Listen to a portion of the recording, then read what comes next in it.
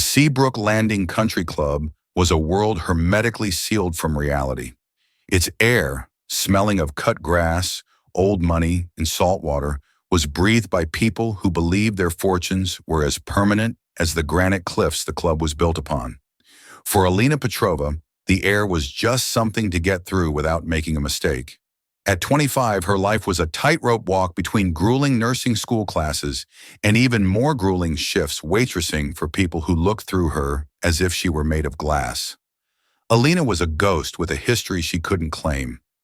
An orphan from a country whose name had been smudged from maps, she'd been raised in the stark, impersonal world of the American foster care system. She had no family stories, no inherited trinkets, only a singular, indelible link to an unknown past. A small, perfectly formed star-shaped birthmark on the delicate skin of her neck, just below her left ear. It was a tiny constellation all her own, usually hidden by her collar or a curtain of her dark, straight hair. It was her secret, the one piece of her that felt truly hers. This particular Tuesday was aggressively typical.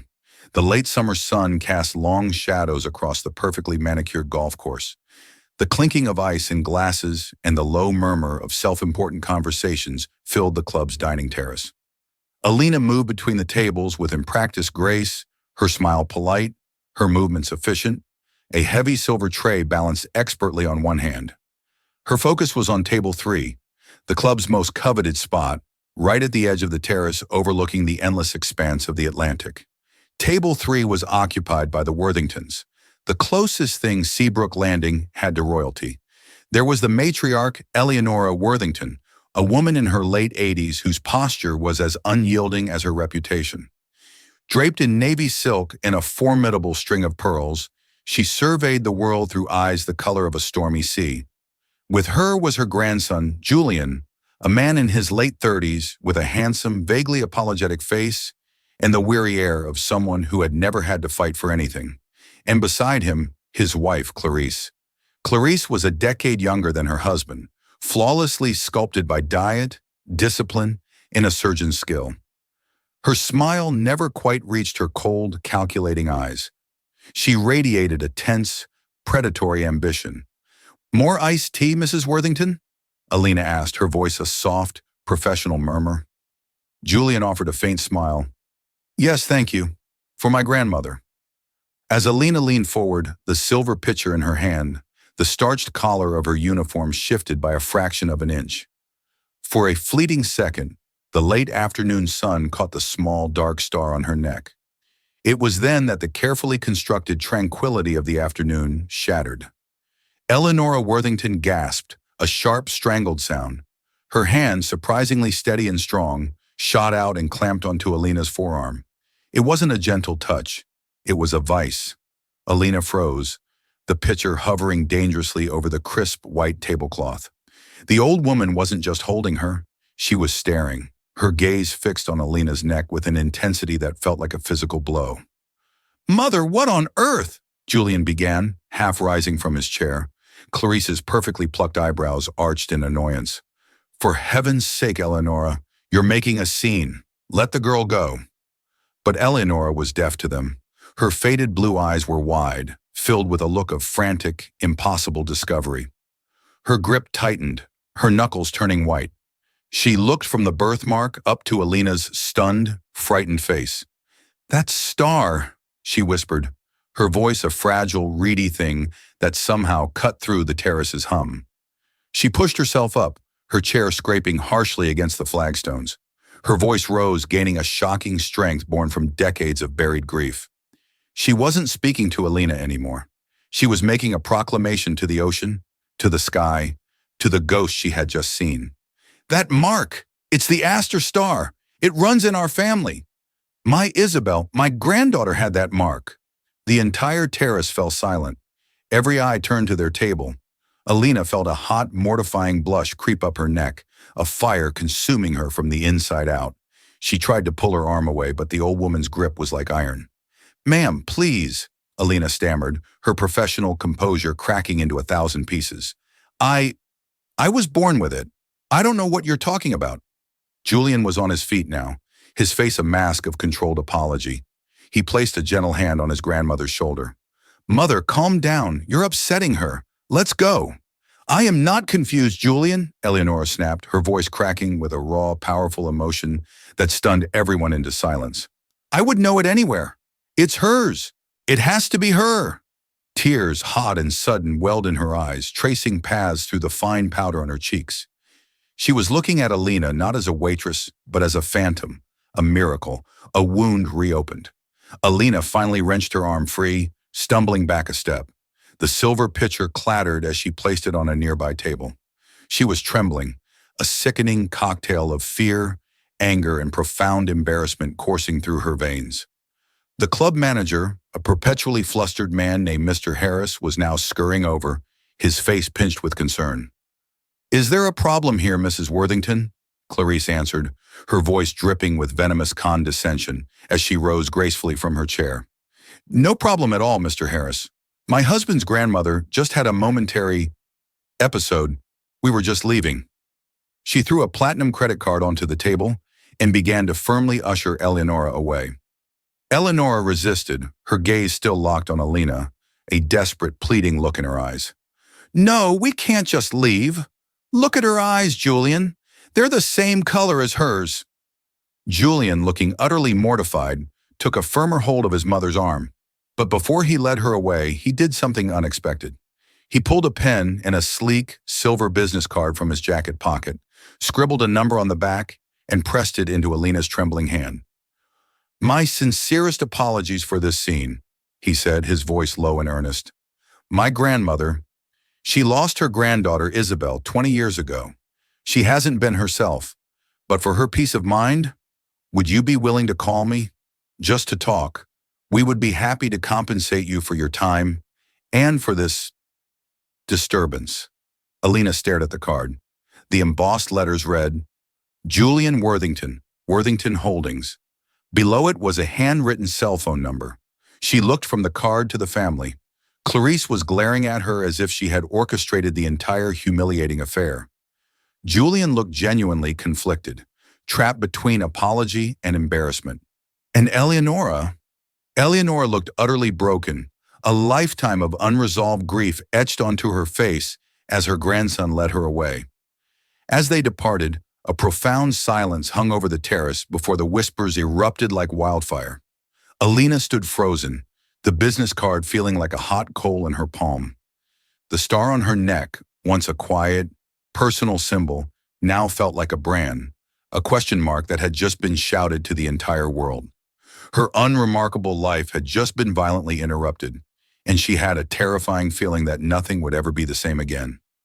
The silver business card lay on Alina's small, cluttered kitchen table for 2 days, a stark emblem of a world she didn't belong to.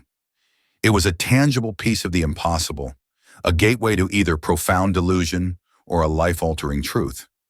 She'd pick it up, run her thumb over the raised lettering of Worthington Holdings, and drop it as if it were electrified. Her roommate, Chloe, a pragmatic and perpetually exhausted ER nurse, had no such reservations.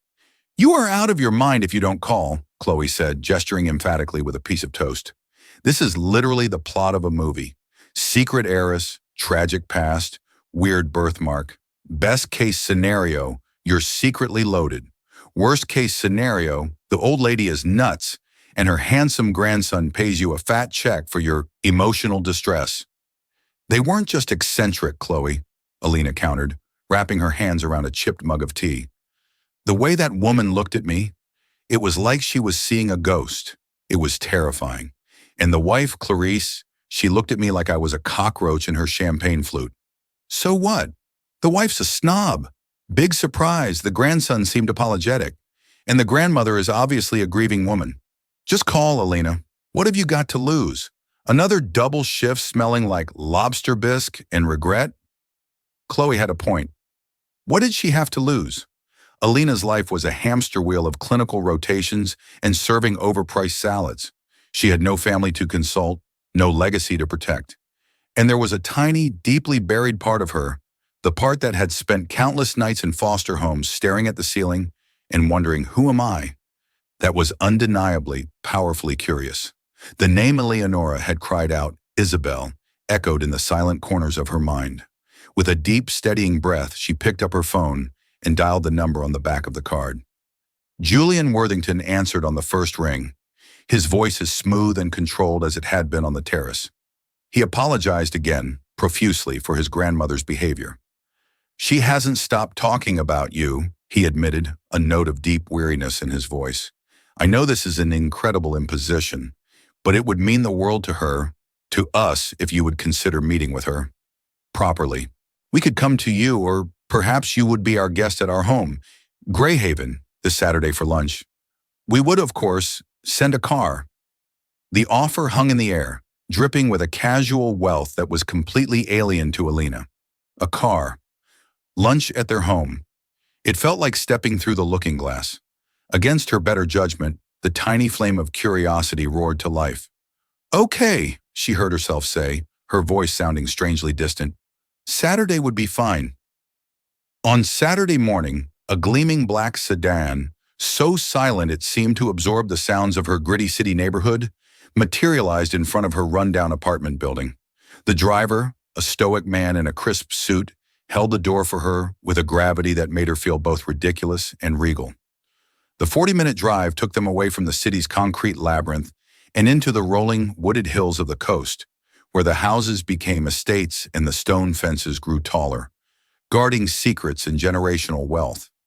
They turned onto a long, winding driveway lined with ancient oak trees, which finally opened up to reveal Greyhaven. It wasn't a house, it was a declaration. A sprawling stone manor of Gothic persuasion, it stood on a cliff overlooking the sea, its many windows like eyes staring out at the turbulent water. It was magnificent and profoundly intimidating. Alina's heart hammered against her ribs. This wasn't just money, it was a dynasty. Julian met her at the massive oak door, his expression warm but strained. He led her through a grand foyer with a soaring, vaulted ceiling and a checkerboard marble floor that echoed with their footsteps.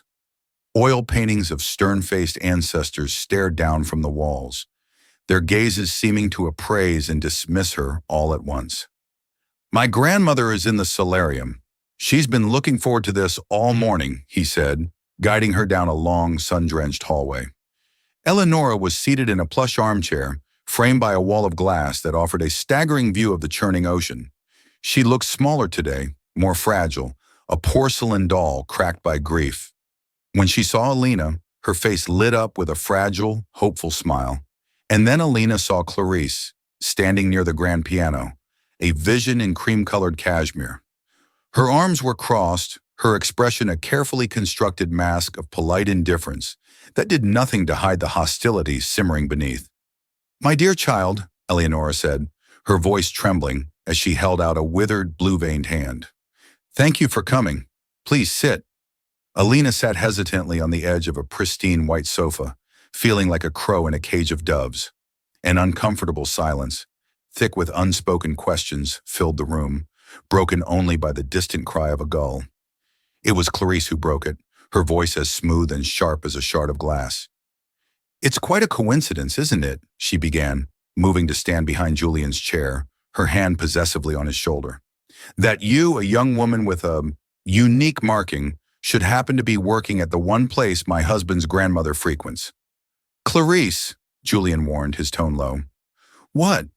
I'm merely making an observation," she said with a small, unamused laugh. "It's a remarkable story." Alina felt her spine stiffen. "I've worked at the club for 3 years. It was just a coincidence."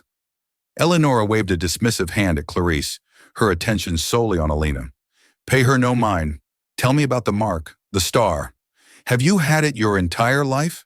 "Yes," Alina said quietly, "as long as I can remember." Eleonora leaned forward, her eyes pleading. "My granddaughter Isabel was born with the exact same one, in the exact same spot, a perfect 5-pointed star. My mother had it, and her mother before her. It is the mark of the Astor women. My family." She paused, gathering her thoughts, her gaze turning towards the sea. "Isabel, she was my son's only child. He and his wife died when she was just a baby in a plane crash. I raised her. She was everything, full of life, but so reckless. headstrong. When she was 19, she fell in with the wrong sort of person. A boy, a musician who worked on the club's staff. We disapproved, of course. He was entirely unsuitable.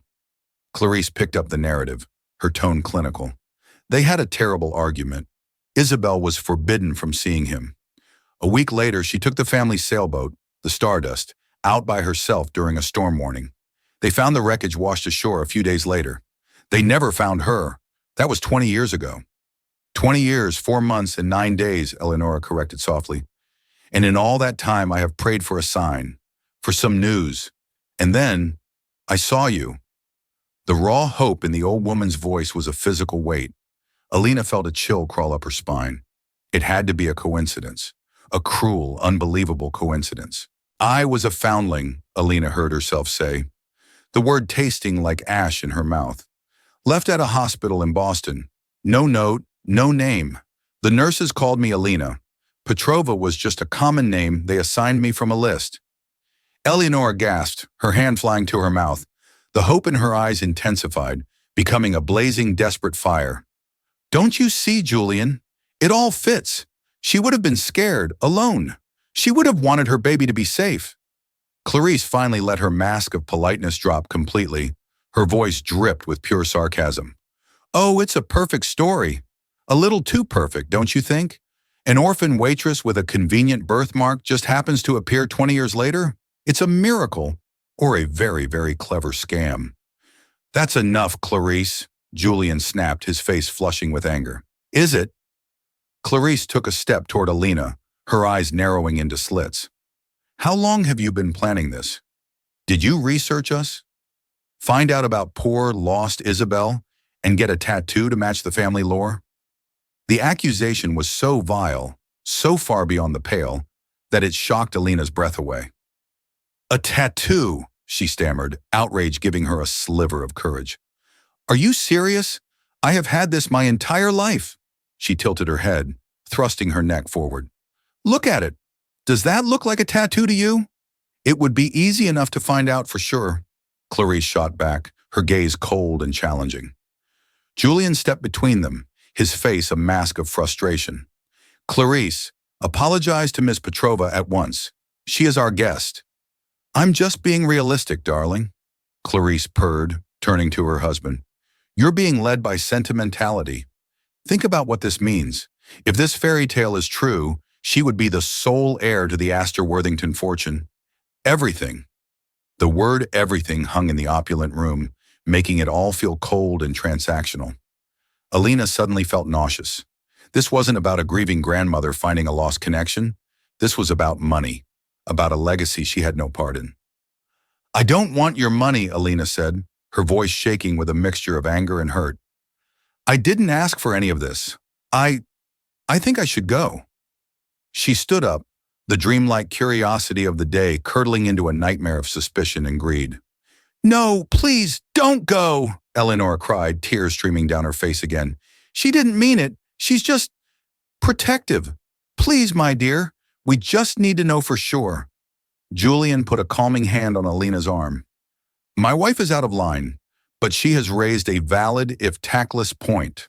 Speculation and stories aren't enough. There is a way to know for certain. He looked from his grandmother to Alina, his expression deadly serious. A DNA test. The suggestion of a DNA test landed in the sun-drenched solarium with the force of a gavel. For Clarice, it was a weapon to expose a fraud. For Julian, a logical step to manage an escalating crisis. For Eleonora, it was the final, fragile key to unlocking a door she had been rattling for 2 decades. And for Alina, it was terrifying. Her entire identity had been built on a foundation of not knowing. She was Alina Petrova, a blank slate. To have that slate suddenly scribbled on with a history, a name, a family, it was overwhelming. What if it was true? Her life of scraping by, of feeling utterly alone in the world, could be over. The thought was as frightening as it was seductive. And what if it wasn't? Then she would be cast out of this bizarre fairy tale, sent back to her real life with the added sting of humiliation and a torturous glimpse of a world she could never have. A test, Alina repeated softly. looking at the three distinct faces of the Worthington family: the desperate grandmother, the conflicted grandson, the hostile wife. It would be simple, non-invasive, Julian explained calmly, as if discussing a business merger. We would use a reputable private lab. Everything would be handled with the utmost discretion. We would compare your sample with one of my grandmothers. As Isabel's grandmother, the genetic link would be undeniable. Eleonora nodded eagerly. Yes, Julian, arrange it, as soon as possible. Clarice smirked, a small, triumphant smile playing on her lips. An excellent idea. Don't rush to redecorate the East Wing just yet, Eleonora. Let's see what the science has to say. Despite Clarice's venom, Alina agreed. The not knowing was now worse than any potential outcome. She needed an answer, if only to silence the wild what-ifs that had begun to scream in her head. The following week was a strange limbo. Julian arranged for a private nurse to visit Alina's apartment to take a simple cheek swab. The process was sterile and quick, but the implications felt momentous. As the nurse sealed the sample in a biohazard bag, Alina felt as though she were mailing a piece of her soul to a laboratory. In the interim, Eleonora began to cautiously weave her into her life. She would call Alina every day, her voice frail and full of questions. She wanted to know Alina's favorite color, what she was studying, what her dreams were. They were simple questions, but they felt loaded, as if Eleonora were trying to superimpose the ghost of her granddaughter onto the blank canvas of Alina's life. Julian, true to his word, insisted on compensating her. He had a check delivered by messenger for an amount that made Alina's head spin, more than she made in a year of waitressing. She stared at it, feeling a fresh wave of nausea. Cashing it felt like accepting payment for a role she might not even be qualified to play. She tucked it away in a drawer, untouched. More practically, he insisted she quit her job at the country club, at least until the results came in. You shouldn't have to deal with the stress and the gossip, he'd said. Let us take care of your expenses for the time being. It's the least we can do. Reluctantly, she agreed. The freedom from the daily grind was intoxicating, but it also made her feel unmoored, adrift in a holding pattern, her life on pause while she waited for a verdict. Clarice, however, was not waiting passively. She was a predator on the hunt. One afternoon, she met a man in a discreet corner of a bustling city cafe. The man, Mr. Thorne, was a private investigator with a reputation for being thorough and utterly without scruples. I want to know everything about her, Clarice said, her voice a low, intense hum. She slid a thick envelope across the table. Her name is Alina Petrova. She's a nursing student, lives at this address. She claims to be a foundling, an orphan. I want you to find a crack in that story. A relative, a friend from the past, a juvenile record. Anything. I want to know if she has debt, if she's ever researched my family, if she's ever associated with anyone who specializes in forgeries or cosmetic alterations. Thorne pocketed the envelope without counting the contents. And if her story's clean? Clarice's eyes glittered with cold fire. No one's story is perfectly clean, Mr. Thorne. You just have to know where to press. If you can't find a crack, then make one. I need leverage. I need something to discredit her when this DNA nonsense falls through. A few days later, Thorne reported back. She's clean, he said over the phone, a note of professional frustration in his voice. Model student, works hard, pays her bills. The foster care records are sealed tight, but from what I can gather, she's been on her own since she was 18. No skeletons. The girl's a saint or a ghost. The news infuriated Clarice. A saint? Impossible. It only hardened her resolve. If the past wouldn't give her a weapon, she would have to forge one in the present. Her mind raced, sifting through possibilities until it landed on the one thing that could not be disputed: the science. She made a call to a contact she kept for emergencies, a man who worked in the administrative department of the very lab Julian had chosen. The conversation was brief, coded, and ended with the transfer of a significant sum of money. The plan was simple and devastating. The lab would process the samples, but the report that was sent to the Worthingtons would be altered.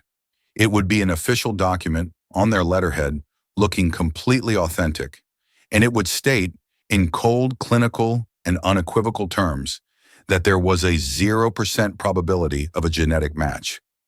Meanwhile, Julian found himself caught in an emotional crossfire. He saw his grandmother's spirit returning, the light of hope in her eyes brighter than he'd seen it in years. She was planning, making lists of things she wanted to do with her new granddaughter. At the same time, he saw his wife's obsessive, almost frantic energy.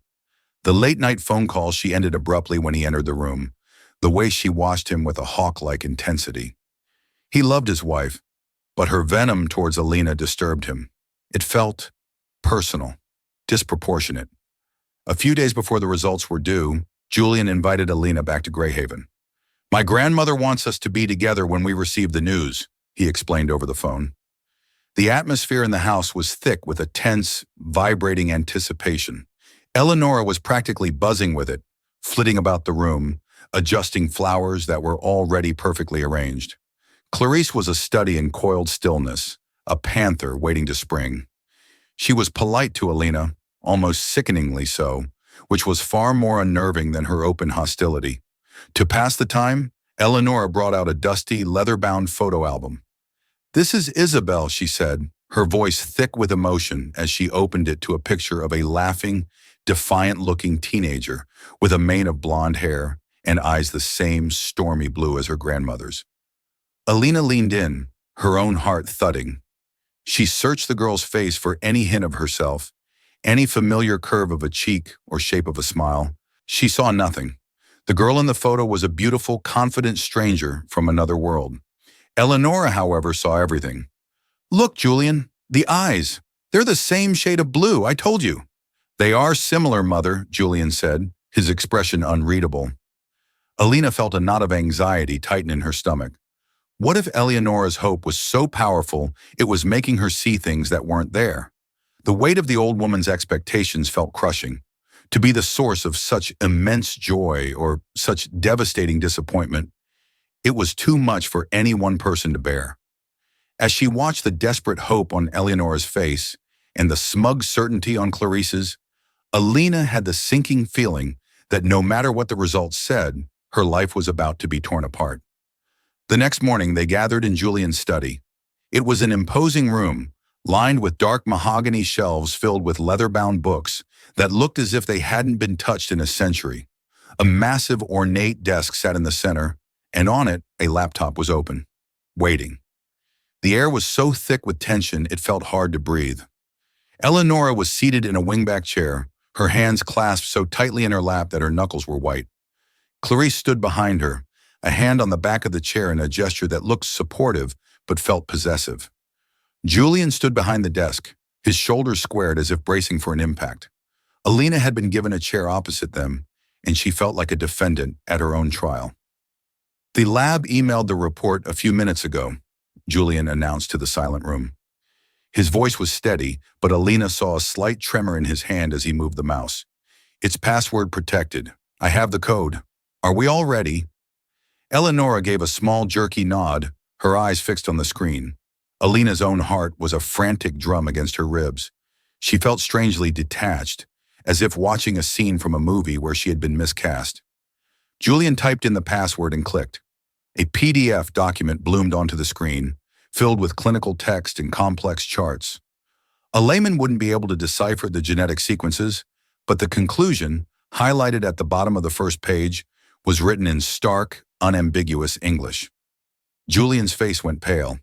He read it once, then again, his brow furrowing in confusion and disbelief.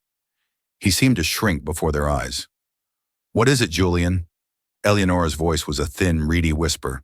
"Tell us." Julian slowly looked up from the screen, his eyes finding his grandmother's. His expression was one of profound pity and sorrow. "It's negative," he said, the words falling like stones into the silence. "There's no match. According to this report, there is a 0.0% probability that Alina Petrova is genetically related to you." The silence that followed was absolute and crushing. It was as if all the air had been sucked out of the room. Alina felt the floor drop out from beneath her. 0%.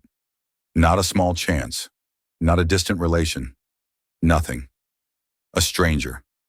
Eleonora made a small, wounded sound, like an animal in pain. "No," she whispered, shaking her head in denial.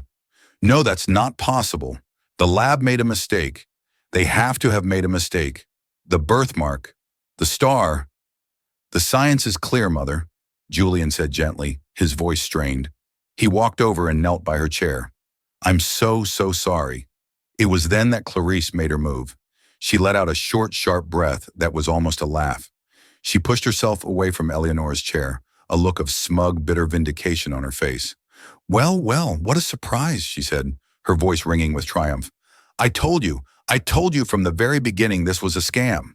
She turned her cold, victorious gaze on Alina. Congratulations, she sneered. It was a good performance.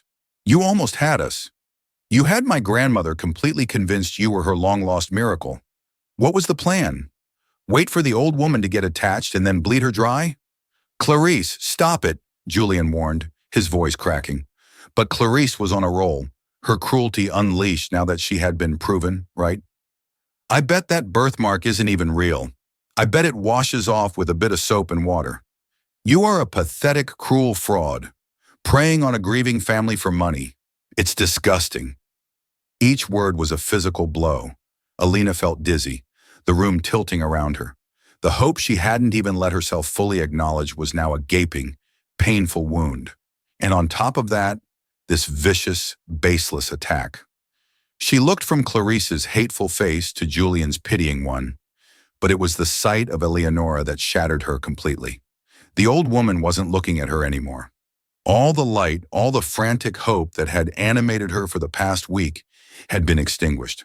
Her face was a gray, slack mask of utter devastation.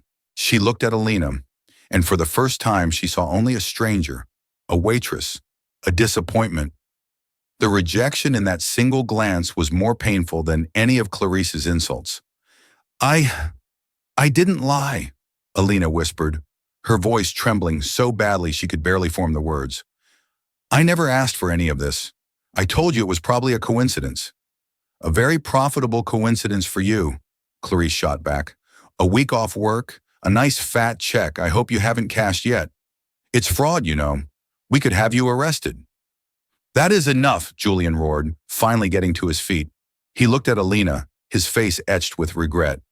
Ms. Petrova, Alina, I am truly sorry for this, for my wife's behavior, and for putting you through this emotional ordeal. It was unfair of us. We let our hope cloud our judgment. His tone was formal again. The brief intimacy they had shared was gone. She was Ms. Petrova once more. I think it's best if you go now, he said quietly. It was not a request, but a dismissal. He reached into his jacket.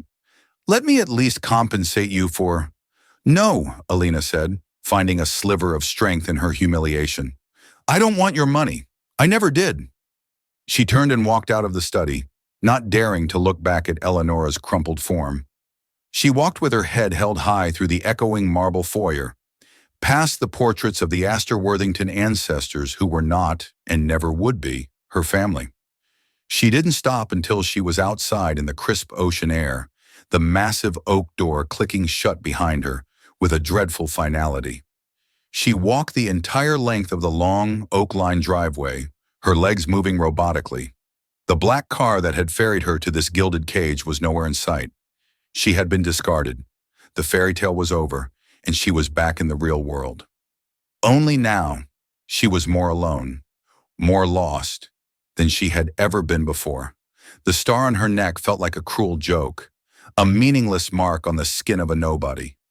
The weeks that followed were a gray smear of existence. Alina had to beg for her job back at the club, enduring the suspicious stares and whispered gossip. She tore up the Worthington check and threw the pieces into the sea. The quiet loneliness of her apartment, once a comfort, now felt like a suffocating silence. Before, her unknown past was a neutral void. Now it was a confirmed emptiness, a door that had been opened a crack only to be slammed shut in her face. At Greyhaven, a different kind of silence had fallen. It was the heavy, oppressive silence of grief resurgent. Eleanor had retreated into herself, a ghost haunting the opulent rooms. She barely spoke, the brief, brilliant flame of hope having been snuffed out, leaving behind only the cold ashes of her 2-decade-long sorrow. Julian was consumed by guilt. He couldn't shake the image of Alina's face in the study, the shock, the hurt, the dignity she had clung to as his wife flayed her with accusations. And he couldn't shake a nagging sense of unease. Clarice's victory had been too complete, her triumph too savage. She had taken a vindictive pleasure in Alina's downfall that felt deeply unsettling. One rainy afternoon, unable to bear the funereal atmosphere of the house any longer, Julian found himself drawn to the club's administrative offices. On a whim, he asked to see the employment records from 20 years ago. He wasn't sure what he was looking for. He just needed to do something. He remembered the boy his grandmother had mentioned, the unsuitable musician Isabel had supposedly fallen for. He found the file. The boy's name was Stefan Ivanov, a seasonal employee who had worked as a groundskeeper and sometimes played violin at club functions.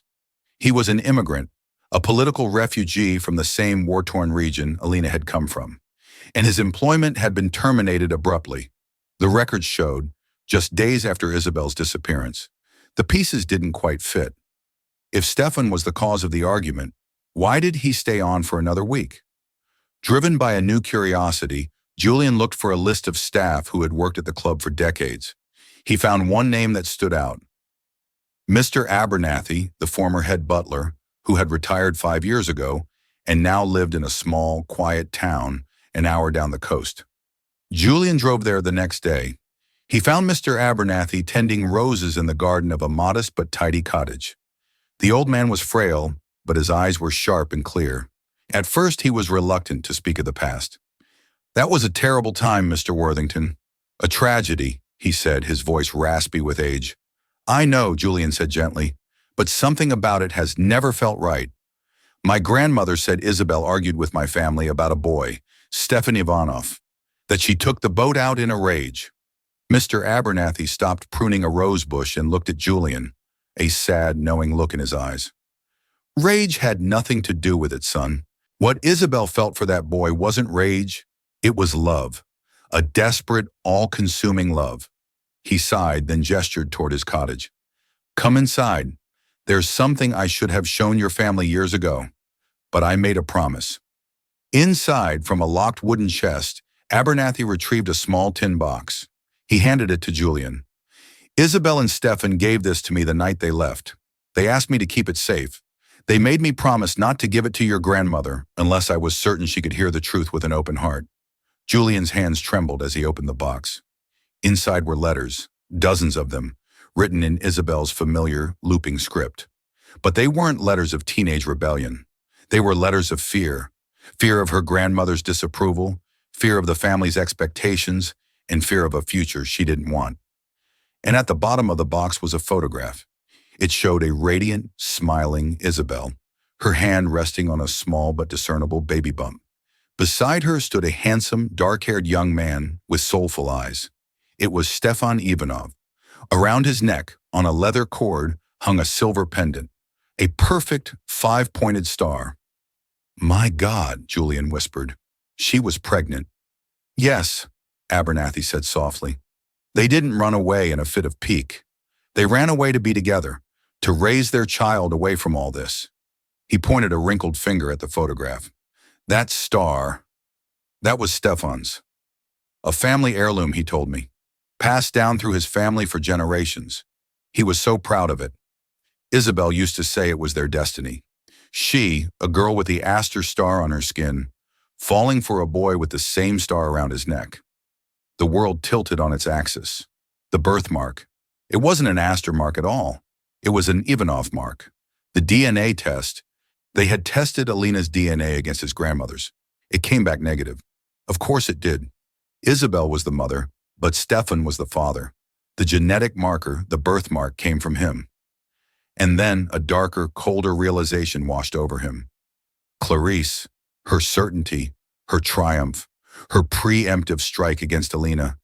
She hadn't just been suspicious. She must have known the test would fail. But how? Unless she had ensured it. The guilt he felt for Alina was now dwarfed by a tidal wave of anger and betrayal. The DNA test wasn't a mistake. It was a lie. He strode out of the cottage, the tin box clutched in his hand. He had to find Alina. and then he had to confront his wife. He finally understood the depths of her ambition, and he knew with a sickening certainty that he was married to a monster. Finding Alina was a far more arduous task than Julian had ever anticipated. In the wake of the crushing revelation, she had simply evaporated. He went to her apartment building, only to be told by a landlord with suspicious eyes that she had paid her rent through the end of the month and vanished, leaving the key on the counter. He drove to the country club, where a flustered Mr. Harris informed him that Ms. Petrova had called to resign, effective immediately, offering no explanation. It was as if she had intentionally severed every thread connecting her to the life she had known, a life that had been so cruelly interrupted by his family. She had decided to become a ghost once more. For Julian, every dead end was another twist of the knife of guilt. The tin box containing Isabel's letters sat on the passenger seat of his car, a constant, tangible reproach. He was haunted by the image of Alina's face in his study, the profound shock, the deep well of hurt, and the incredible steely dignity she had summoned as Clarice's venomous words rained down upon her. He had let it happen. He had stood by while his wife, driven by a cold, calculating ambition he was only now beginning to comprehend, had systematically destroyed this young woman's hope. He refused to use Clarice's unscrupulous investigator. This was a mission of atonement, and it had to be clean. He hired a reputable firm, a man named Gene Farrell, whose specialty was finding people who did not want to be found. "I need to find her, Gene," Julian had said, his voice strained with an urgency that bordered on desperation. "She's not in trouble. I need to make something right." For 48 agonizing hours, there was nothing. Julian paced the halls of Greyhaven like a caged animal, avoiding Clarice's triumphant, watchful gaze and his grandmother's catatonic grief. Then Farrell called. "Got her," he said, his voice clipped and professional. "She's been living out of a place called the Starlight Motel, off the Industrial Road, paying cash daily. Looks like she was planning to catch a bus out of the state this evening." The Starlight Motel was a place bleached of all hope. The paint on the doors was peeling, the neon sign flickered erratically, and the air hummed with the mournful drone of the nearby highway. It was the antithesis of Greyhaven, a stark reminder of the world he had dragged Alina from, and the one he had so carelessly thrown her back into. He found her just as she was leaving room 112, a single small duffel bag slung over her shoulder. She looked thinner, her face pale and drawn, the vibrant spark in her eyes dimmed to a fragile, guarded flicker. She was a wraith, preparing to drift to the next town, the next temporary life. When she saw his sedan pull into the parking spot in front of her, her entire body stiffened. She clutched the strap of her bag as if it were a shield, her expression hardening into a mask of weary defiance. "What do you want?" she asked as he approached, her voice flat, utterly devoid of emotion. It was the voice of someone who had decided that feeling anything was a liability she could no longer afford. "I need to talk to you, Alina," Julian said, his own voice hoarse with the weight of his confession.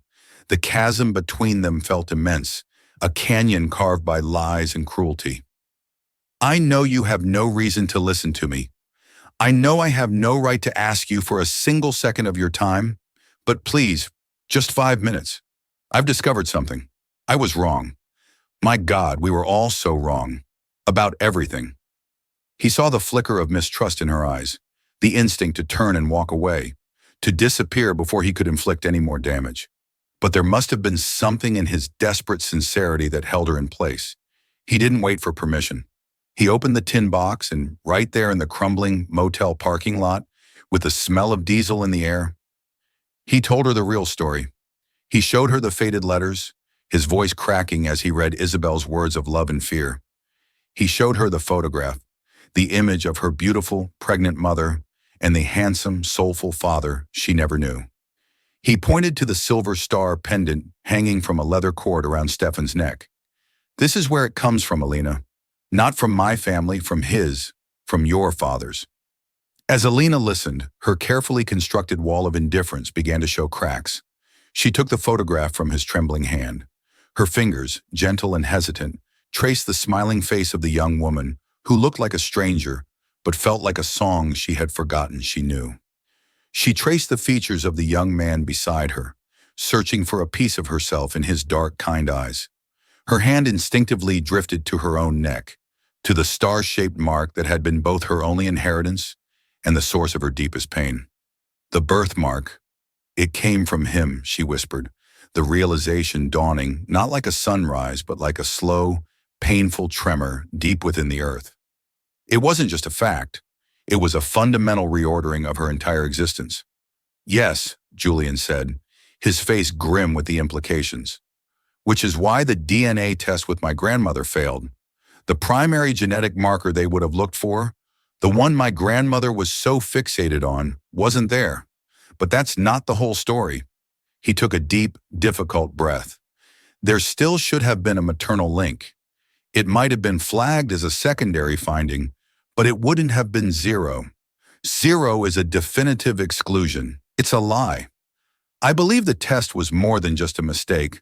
I believe Clarice tampered with the results. He looked at Alina, his eyes pleading, stripped of all Worthington pride. Will you come back with me? I know I have no right to ask it of you. I know that house is the last place on earth you ever want to see again. But my grandmother is drowning in a grief built on a lie. She needs to know the truth.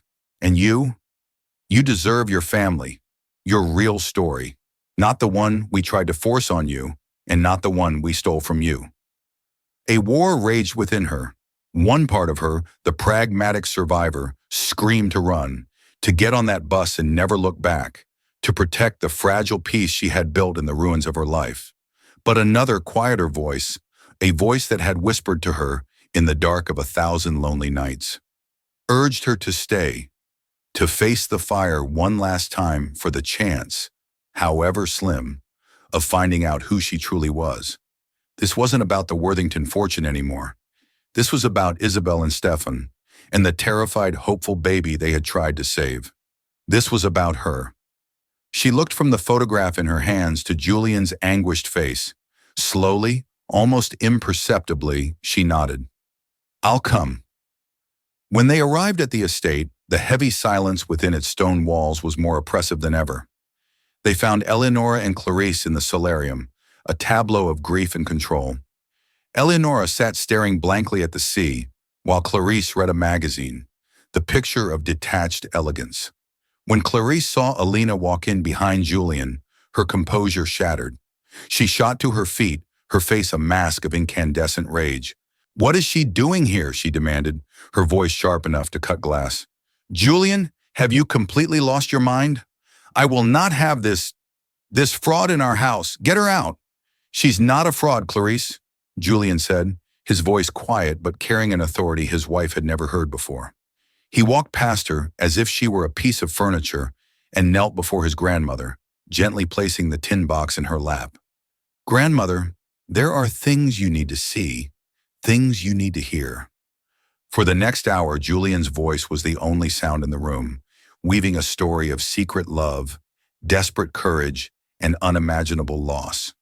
He read Isabel's letters aloud, his voice thick with emotion. He told the true story of her love for Stefan, her pregnancy, and their meticulously planned escape. With every word, Eleonora seemed to awaken from her stupor, her eyes growing wider with horrified disbelief, with a dawning, terrible understanding. Clarice stood frozen by the piano, the color draining from her face, her confident facade crumbling brick by brick. When Julian finally produced the photograph, Eleonora let out a choked sob. She took it with trembling hands, her gaze fixed on the image of her radiant granddaughter, her hand resting on her stomach, and the handsome young man by her side. Her eyes locked onto the star pendant around his neck. The star, she whispered, the truth finally breaking through decades of self-deception. It was his. Yes, Julian said softly. He then rose and turned to face his wife, his eyes as cold and unforgiving as the Atlantic in winter. The DNA test came back negative because the birthmark wasn't an Astor marker, but a maternal link to my grandmother should still have been present. It would be impossible for the result to be a flat zero. Zero means a deliberate, absolute exclusion. It's a statistical anomaly unless the samples are deliberately mismatched or the report itself is fraudulent. So tell me, Clarice, How did you know with such absolute certainty that it would come back negative? Clarice's composure finally shattered completely.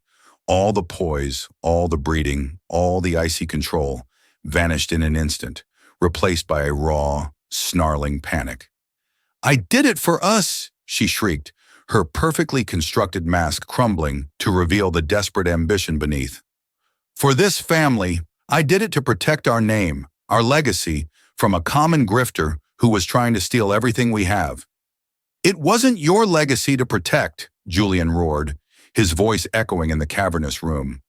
"It was Isabel's, and now it is hers." He pointed a trembling finger at Alina, who stood silently by the door, a solitary island in the storm of their family's implosion. "She is Isabel's daughter. She is my cousin. She is family." The confession, ugly and irrefutable, hung in the air. Eleonora looked from her granddaughter-in-law's twisted, hateful face to the quiet, dignified young woman who had endured so much. With a resolve that seemed to draw strength from the very foundations of the house, she slowly rose from her chair and walked toward Alina, her unsteady steps marking the final journey from a long-held lie to a painful truth. She stopped directly in front of her ancient, tear-filled eyes searching Alina's face. She saw it now, not Isabel's features, but her spirit, the strength, the resilience, the quiet courage that had allowed her to survive. With a hand as soft as worn velvet, she gently reached out and brushed a finger against the star-shaped birthmark. "He must have been a wonderful man," Eleanor said, her voice filled with a profound, soul-deep regret for her own blindness. "To have earned my Isabel's heart." She opened her arms, an embrace that offered not wealth or status, but acceptance and apology. "My granddaughter," she whispered, the words a prayer answered after a lifetime of waiting. "My Isabel's child." Alina stepped into her grandmother's embrace, and for the first time in her life, she felt the undeniable, unbreakable anchor of family. She wasn't a ghost anymore. She was home. A second DNA test was solemnly arranged, driven now by a shared need for official truth. The report confirmed what their hearts already knew, a 99.999% probability that Eleonora was her grandmother. Alina Petrova finally had a history. She had a mother, Isabel, a father, Stefan, and a family. She learned the tragic story of her parents. They had created a new life, always planning to return for her, but were killed in a car accident a few years later, burying her identity with them. Weeks later, surrounded by her new family, Alina knew her true inheritance wasn't the Worthington fortune, but the legacy of her parents' defiant love. Her life wasn't changed by luck, but by the star-shaped mark on her skin, a symbol of sacrifice and love that had finally guided her through the darkness to the truth.